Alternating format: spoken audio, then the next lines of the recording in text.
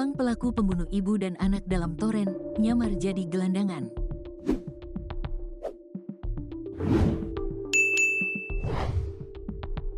Polisi akhirnya meringkus pembunuh ibu dan anak di Tambora, Jakarta Barat yang jasadnya ditemukan di dalam toren air rumah korban.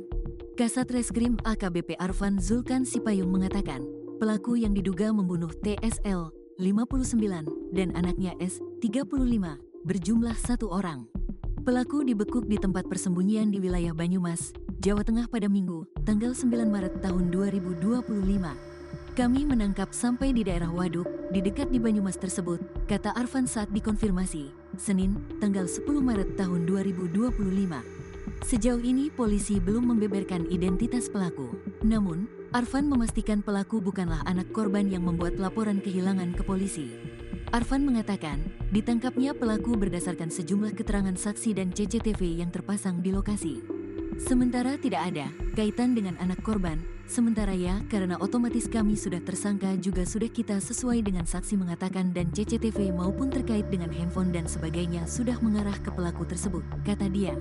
Arfan mengatakan, untuk mengelabui petugas, terduga pelaku menyamar layaknya gelandangan.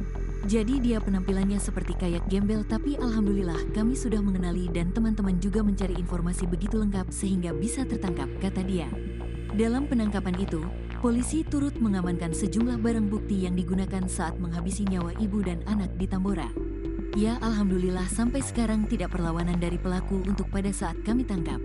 Memang di sana ada salah satu barang bukti terkait senapan angin maupun sepeda motor ataupun barang-barang yang terkait dengan kejahatan tersebut, tuturnya.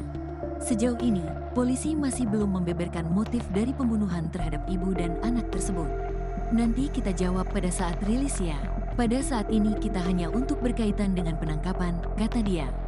Diberitakan sebelumnya, penemuan jasad TSL dan S yang merupakan anak perempuannya menggegerkan warga RW 02 Angke, Tambora, Jakarta Barat. Pasalnya, jasad ibu dan anak itu ditemukan di dalam toren air rumah mereka yang berada di Gang Indah 1, RT 05 RW 02 pada Kamis, tanggal 6 Maret tahun 2025, malam atau 5 hari setelah keduanya tak bisa dihubungi.